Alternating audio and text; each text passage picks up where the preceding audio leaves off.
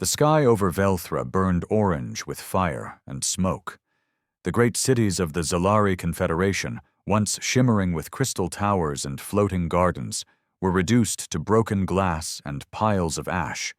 Their enemies, the Drek Empire, had come faster and harder than anyone expected. First with diplomacy, then deceit, and finally with a wave of brutality that crushed resistance like insects beneath a war machine. Commander Rel Tharn stood at the edge of what was once the Grand Plaza. His armor, once polished silver, was dented and blackened. Blood, his own and others, stained the joints. His people, the Zalari, had never been warriors. They were thinkers, builders, artists. They had no armies when the first dreadships arrived, only fleets meant for transport, not combat. The Drek laughed as they conquered city after city, taking pleasure in every slaughter. Rel had seen too much. In 2 solar cycles, they had lost 80% of their world. Their High Council was dead. Their capital had fallen 3 weeks ago. And now only scattered bands like his, tired, starving, barely armed, remained. "We'll make our last stand here," he told the 50 remaining fighters around him. Their eyes, dim and defeated, didn't even question it. They knew it was over. From the ruined sky above came the sound of more dropships, heavy metal beasts that howled as they descended. Drek reinforcements. Rail tightened his grip on the battered plasma rifle he had taken from a dead soldier. "No running," he said.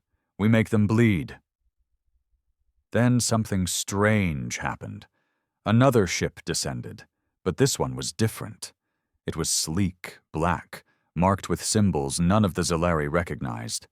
It wasn't Drek. It didn't carry the bone-colored war design of their empire, and it was coming down fast, almost recklessly. Rel ducked instinctively as the ship landed hard, cracking the scorched earth beneath. For a second, nothing happened. His fighters were frozen, confused. Was it a new enemy? A new horror? Then the door opened. They were tall, taller than Zalari, clad in armor that hissed with energy, their helmets reflecting the burning light.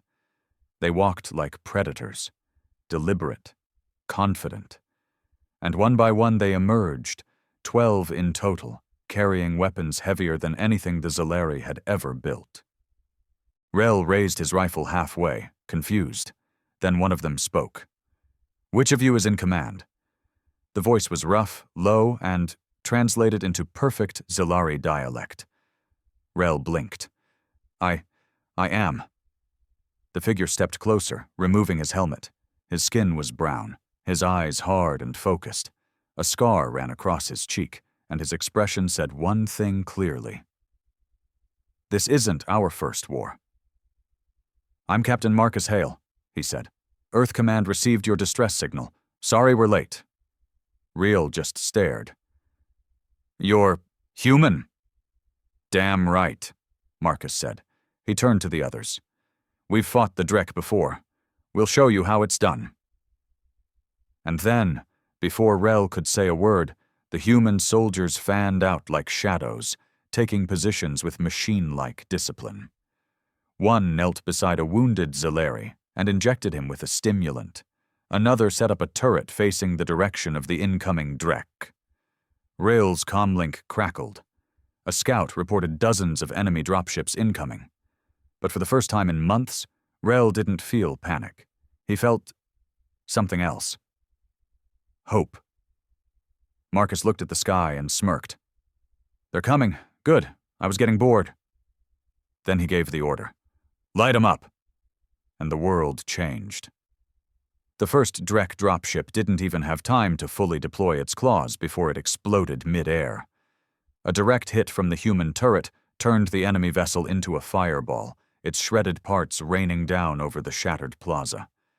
Rel ducked as debris flew past his head, watching in awe as the humans sprang into action like they were born for this moment. Marcus barked quick orders, his voice steady, sharp, and commanding. The rest of his squad moved without hesitation, setting up crossfire lanes, boosting weak shield lines and reinforcing cover points that the Zalari hadn't even considered usable. These humans weren't just soldiers. They were war.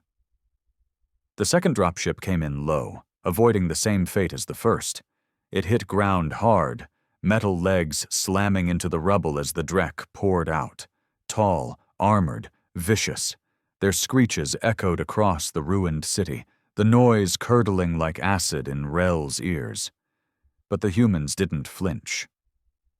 Private Naya Kess, a small woman with dark braids coiled beneath her helmet, lobbed something silver and blinking into the crowd of Drek. There was a flash, no fire, no blast, just a deep thump. And suddenly, the Drek started convulsing. Their armor stiffened, their weapons dropped, and one by one they crumpled like puppets with severed strings. "EMP shock grenade," she said, grinning as she turned back to Rel. "Rips through their nerve tech. They still haven't figured out how to shield it." Rel watched the Drek writhe and fall. He'd fought them for months, seen friends torn in half, seen children burned alive. And yet here these humans were, neutralizing them like they were pests. Another enemy squad charged, roaring, from the eastern flank. The humans didn't move from their position.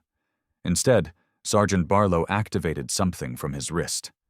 A sound wave burst outward, and suddenly energy shields blinked to life in a perfect semicircle. The Drek's plasma fire bounced harmlessly off it.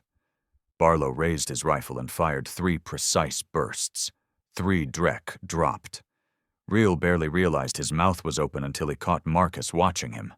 The human captain raised an eyebrow. "You just gonna stand there, or are you gonna fight?" Yes," Rel snapped to attention. He turned to his remaining Zalari fighters. "Form up, support the humans, aim for the gaps in the Drek armor, let them lead." And just like that, the tide began to turn. The Drek weren't used to resistance. They had been winning for too long, too easily, but now they were stumbling, retreating, snarling in frustration as wave after wave of their assault was turned back. The plaza that had once been a slaughterhouse was now a battleground, and for the first time in memory, it wasn't the Zalari dying in droves. It was the Drek. By the second hour of fighting, more human ships were arriving, sleek black falcons that rained fire from above. Human medics began treating wounded Zalari, their equipment clean, fast, and efficient. Drones buzzed overhead, mapping terrain and broadcasting enemy locations to Marcus's tactical visor. The humans had brought war, but not chaos. They brought order. They brought fire with purpose. And they brought vengeance. As night fell, Rel sat against a crumbled statue of the old builders. His armor was even filthier than before, but his limbs no longer shook with fear. His body ached, but he could still move. He had lived. They all had. Across the square, a small bonfire crackled. Human soldiers sat beside Zalari, sharing dry rations and awkward, tired laughter. Marcus approached, dropping beside him. "You fought well today," the human said. "So did you," Rel replied, still half in disbelief. "You didn't have to come?" Marcus stared out at the horizon, at the silhouette of a broken city far away. "Yeah," he said quietly. "But we remember.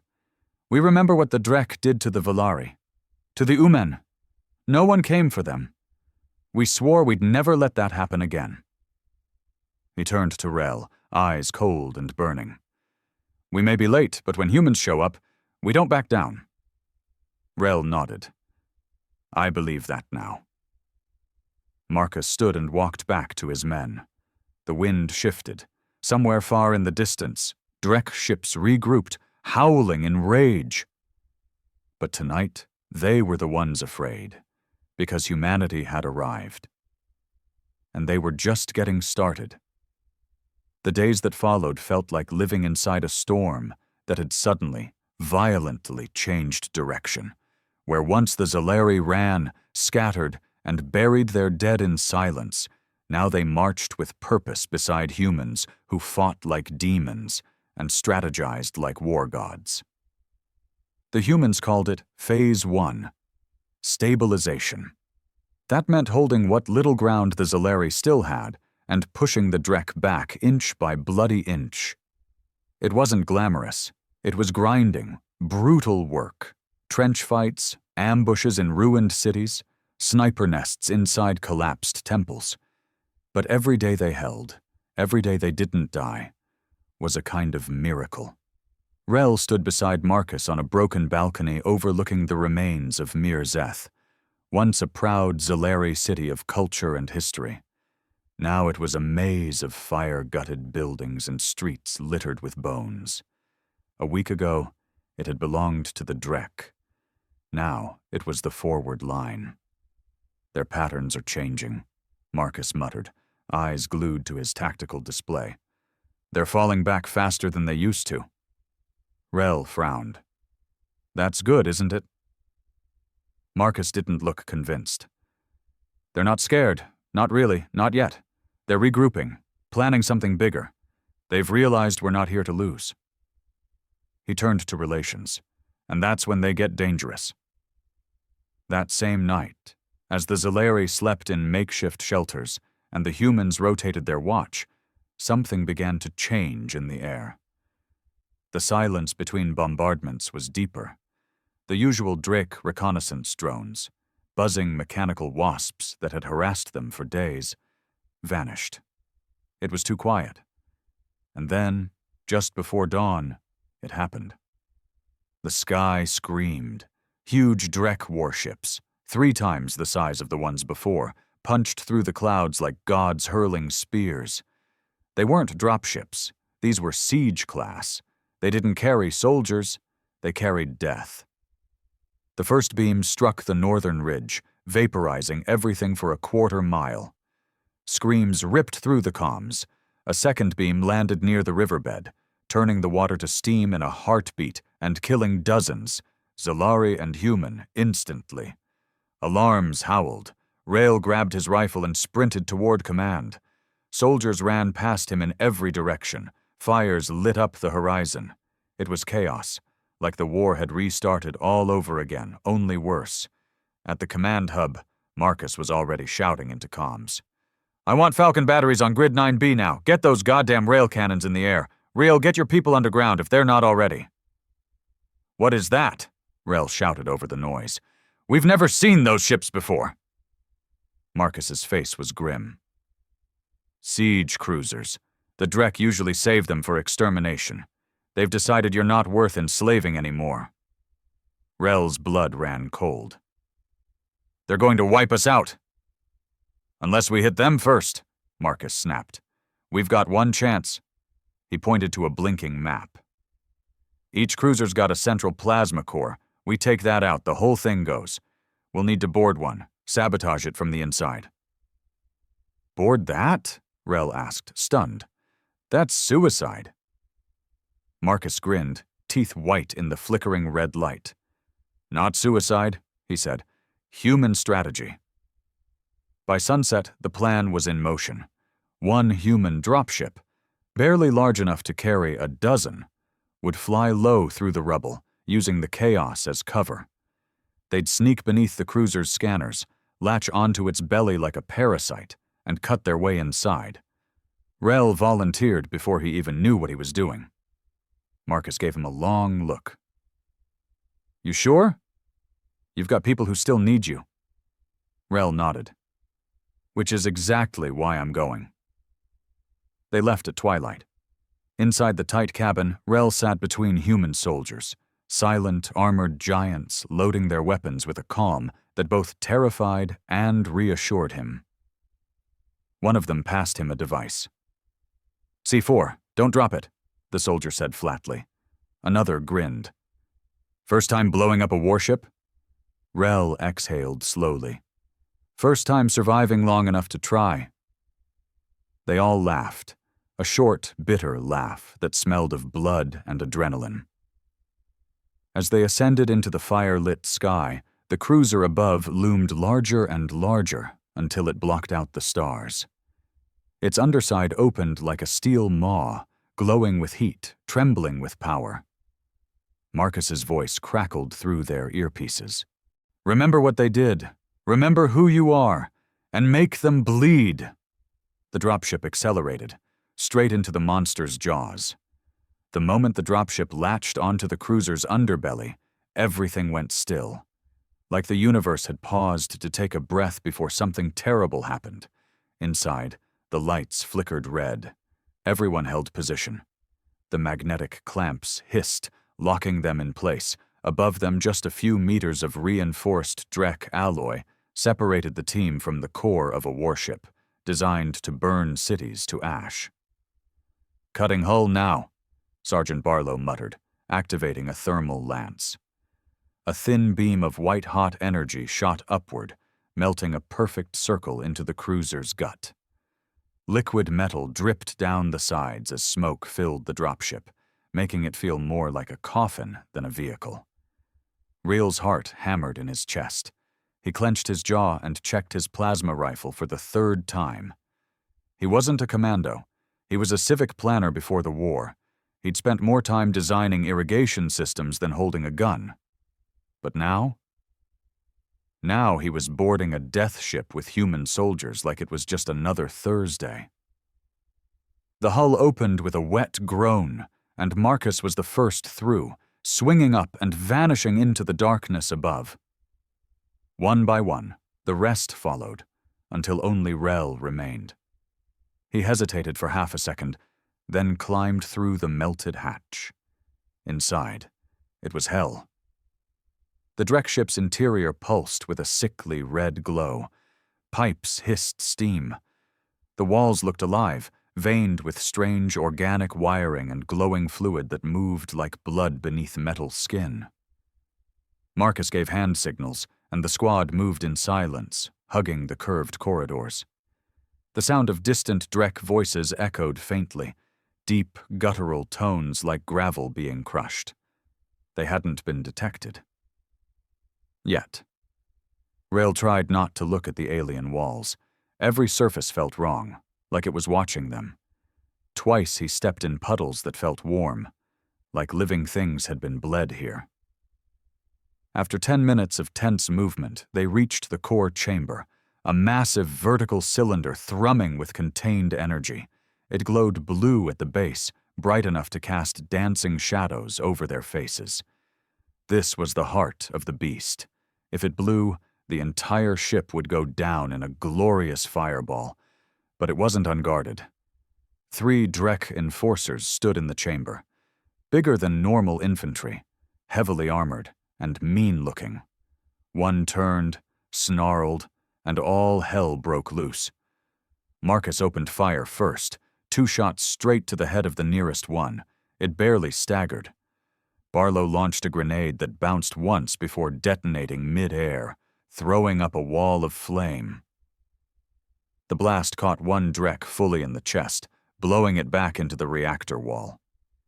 Reel fired blindly, ducking behind a pipe as the air filled with screams, gunfire, and the high-pitched whine of plasma charges. One of the Drek swung a heavy blade down, cleaving through the cover just inches from Rel's head. "Move!" Marcus shouted, tackling the beast from the side, jamming his blade through the joint of its armor. The Drek screeched and threw him off, but it gave Rel the opening he needed. He raised his rifle and emptied the charge directly into the creature's throat.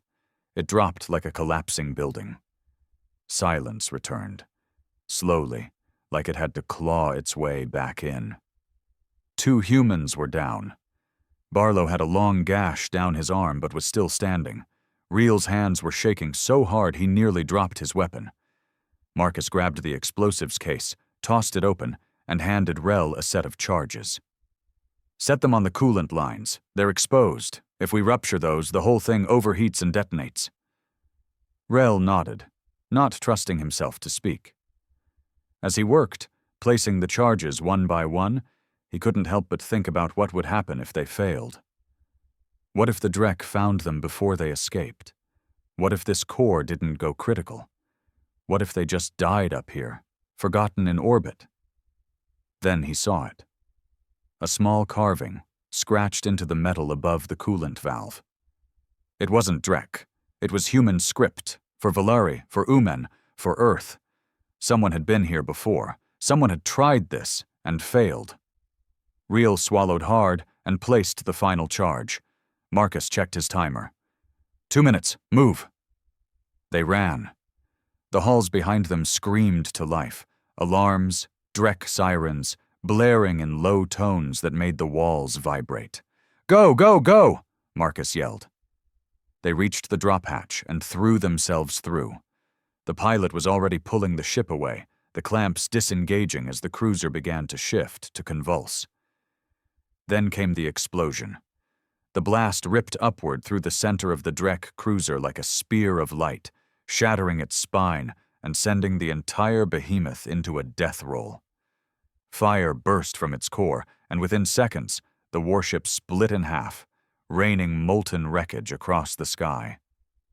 From the ground, it looked like a new sun had been born. Inside the dropship, no one spoke. They didn't need to. They had done the impossible, and the message was clear. Humanity had arrived. And they were not here to beg. They were here to win. The wreckage of the Drek cruiser burned for hours in the upper atmosphere, a long, smoking trail streaking across the heavens like a warning written in fire. Every Zalari still breathing looked up at that trail and felt something they hadn't felt in a long, long time. Vengeance and hope. Back on the surface, the news spread faster than the flames. Across shattered villages and hiding places in mountain caverns, survivors heard the same story repeated again and again. The humans boarded a siege cruiser and destroyed it from the inside. Not damaged, not escaped. Destroyed. Rel became a symbol almost overnight. Not because he wanted to be, but because he had survived. Because he had fought. The Zalari weren't used to stories like this. They were used to loss, to surrender. They didn't tell tales of heroes anymore. They didn't have any. But now they had one. They had many. Still, the victory didn't bring peace. The Drek reeled from the loss, yes, but they didn't retreat. Instead, they doubled down. They were furious, shocked, and suddenly aware that this new species, the humans, weren't like the others they had crushed before. The retaliation came swift and merciless. 3 days after the cruiser's destruction, the Drek began bombing refugee zones, not military targets, civilians, sick and injured, children, elders, entire caves reduced to red mist in seconds. The humans responded with airstrikes, surgical raids, intel hacks that exposed Drek locations. It became a war of escalation, and every time the Drek turned crueler, the humans turned deadlier. One night, in a crater-turned command post outside what used to be Zalari's second-largest city, Marcus stared silently at a wall filled with names, humans and Zalari alike. Some were scribbled on scraps of metal, others etched directly into stone. All of them dead. Rel approached, his armor still marked with black soot from the last skirmish. He didn't speak at first. He just stood there, beside Marcus, watching the wind blow ash across the names. "We're losing too many," Marcus said finally. Rel nodded. "But we're not only losing anymore." Marcus's jaw flexed. "Yeah, still. The Drek don't know how to lose. They'll raze this planet before they admit defeat." Rel looked at him. "Then we don't give them the choice." Marcus turned to him slowly. "You thinking what I think you're thinking?" Rel's voice was steady. "We take the fight to them." There was a silence between them. Thick, electric. Then Marcus gave a cold, wolfish grin. "You Zalari sure know how to light a fire." Within a week, the plan took shape.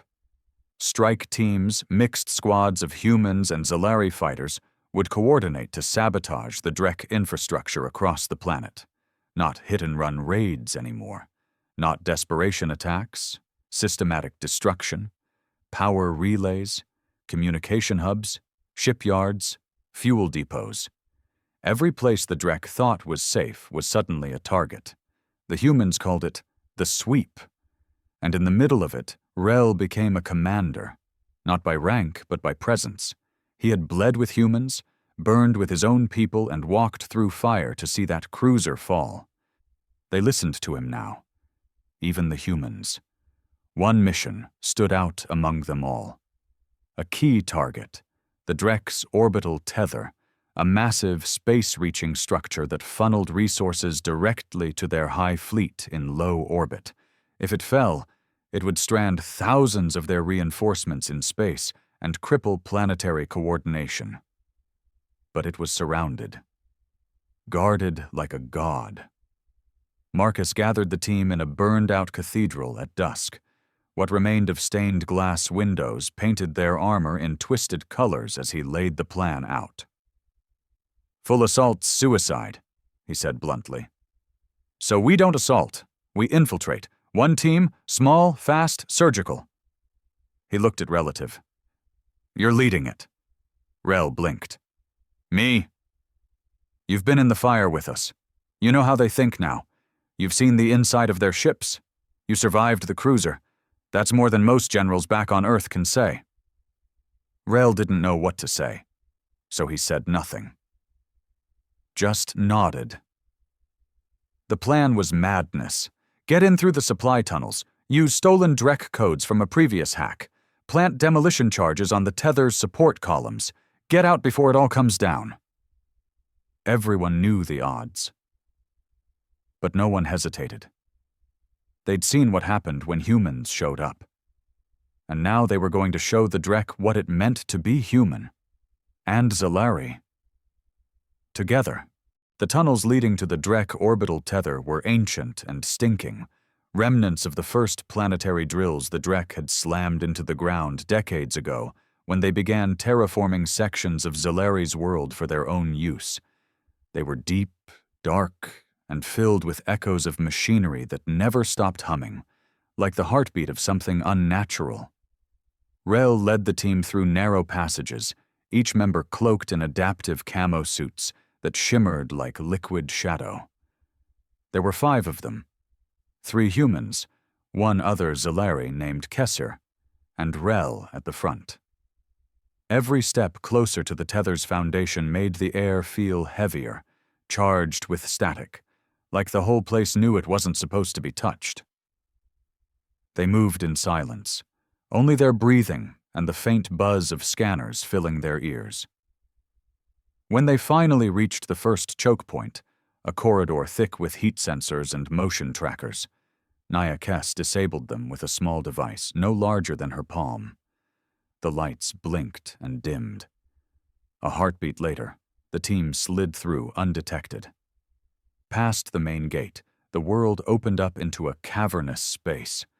The tether's anchor sat in the center, rising like a giant spine of metal and malice straight up into the heavens.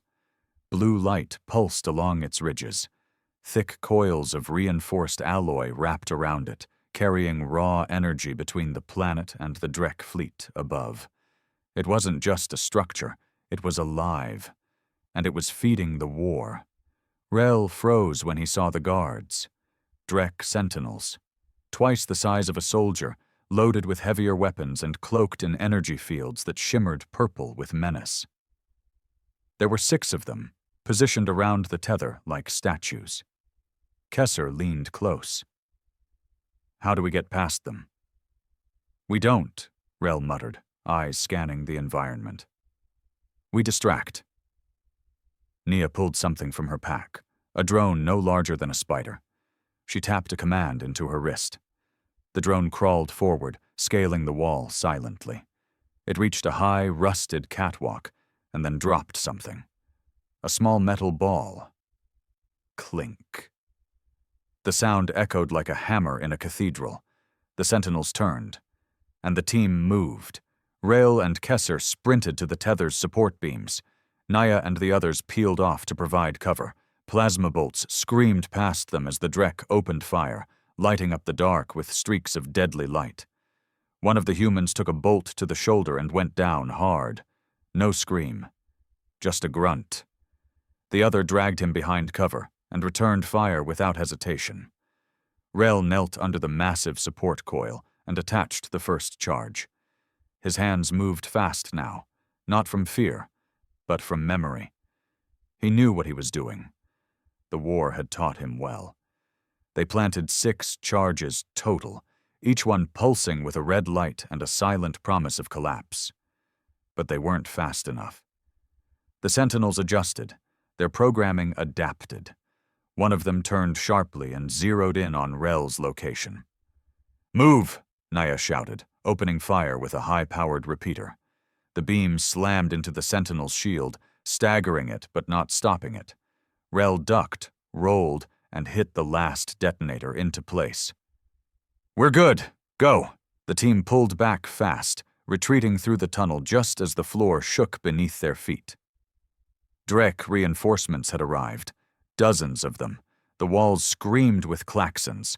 Bullets and plasma fire turned the narrow exit into a death corridor.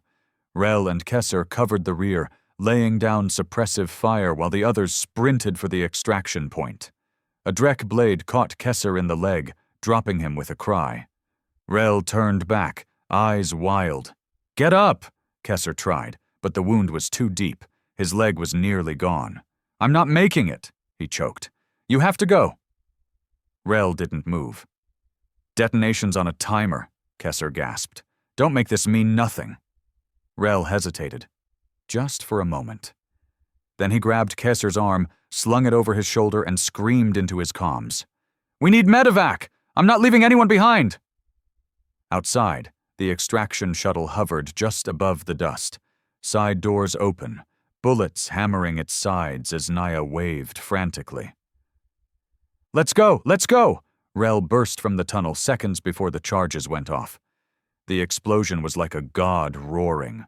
The ground lifted beneath them. The tether's base erupted, sending shards of alien alloy hundreds of feet into the air. The great spine bent, slowly, painfully, before snapping at the mid-joint. The structure twisted as it fell, crashing across the landscape like a collapsing skyscraper from the stars. Above, hundreds of Drek ships flickered and dimmed, severed from their lifeline. The sky, for the first time in weeks, started to clear.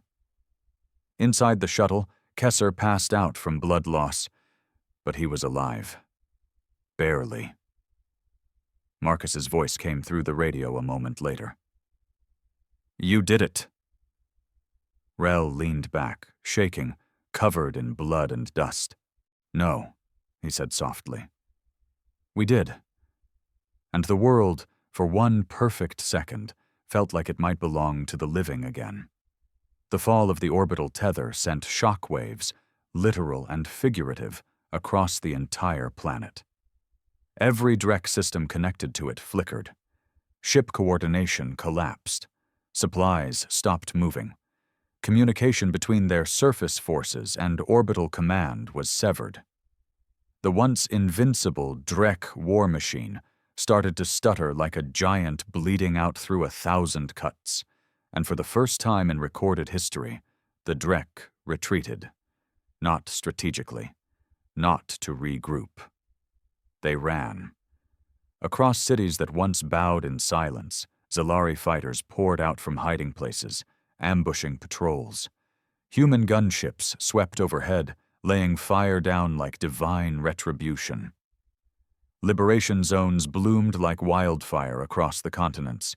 Even the old Zalari elders, who had long abandoned the idea of resistance, took up arms to guard their villages. But victory didn't come easy. The Drek's desperation made them more reckless. They started targeting entire regions with viral bombs, leaving corpses bloated in their homes.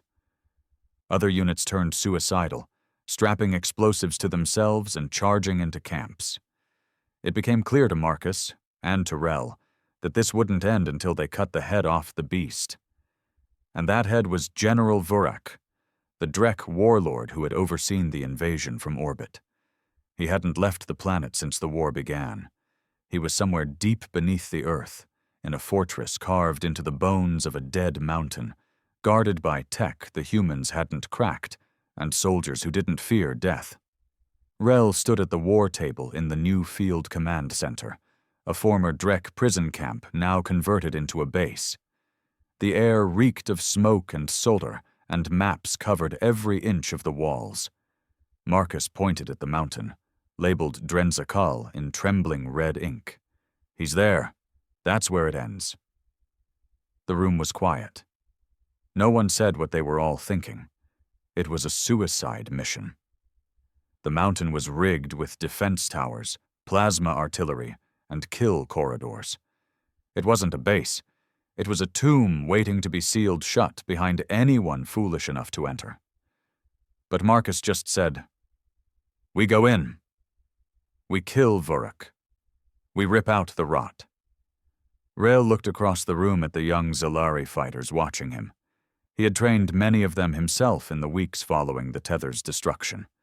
They were scared, yes, but they were angry. Determined. So he nodded. "I'll go." And like always, Marcus didn't try to stop him. He just said, "Then I'm going too." The assault on Drenzakal began at dawn.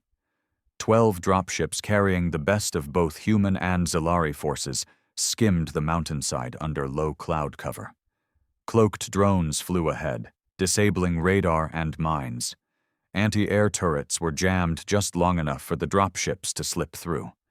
Rel rode in the lead ship, Kesser beside him, his leg now replaced with a cybernetic brace the humans had rushed to build for him. "You sure about this?" Kesser asked, tightening the strap on his rifle. "No," Rel replied. "But when has that ever stopped us?" They hit the ground fast and hard. The mountain shook with the opening barrage. Explosions rippled through the outer walls. Human EMP rounds knocked out half the defense grid in the first 2 minutes. But the Drek were waiting. Dozens of them, maybe hundreds, emerged from tunnels and bunkers, screaming, firing, bleeding as they fought. They didn't hold back. They didn't plan to survive. Rel fired until his hands ached. Plasma bolts singed the air inches from his face. One Zalari fighter beside him was blown in half. Another was stabbed by a Drek blade before even drawing her weapon. It was madness. But they kept moving forward, room by room, floor by floor, every step a new death sentence, until finally they reached the heart of the mountain. A vast chamber hollowed out by machines, with molten heat radiating from deep vents and a massive throne of black steel at its center. And there he was, General Vurak, twice the size of a normal Drek, armor like obsidian, eyes glowing with cruel intelligence. He rose slowly, deliberately, and spoke in a voice that shook the stone. "You think you've won?" he growled. "You insects have delayed the inevitable. We are eternal." Marcus stepped forward. "Eternal this, asshole." He opened fire. Vurak charged. The chamber erupted into chaos. Rel rolled aside just as the warlord's axe shattered the ground where he'd stood. Kesser threw a grenade that barely slowed the brute. Human soldiers flanked him, unloading full clips, most of it bouncing off his shielded body. Reel climbed a scaffold on the wall, grabbing a long-forgotten Drek rifle left by a fallen guard. He aimed for the warlord's back, where the armor plates curved and exposed a small gap between neck and shoulder. He fired. The shot hit. Vurak stumbled. Marcus rushed in, blades in both hands, and drove them deep into the wound. The Drek howled and spun, but Rel was already moving, leaping down, plasma knife in hand. He landed hard, right beside the warlord, and plunged the blade into Vurak's throat.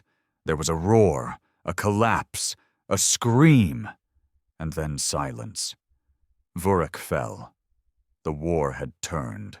The fall of General Vurak did not echo across the stars the way it should have. It exploded. Within hours of his death, Drek command fractured. Their chain of leadership, so tightly wound around Vurek's absolute authority, crumbled like glass under pressure. Orders stopped flowing. Reinforcements froze in orbit. Ground units, stripped of coordination, began to scatter in confusion. Some fought to the last. Others abandoned their posts, hijacked ships, and fled. The humans didn't give them the chance. What followed wasn't a war. It was a purge.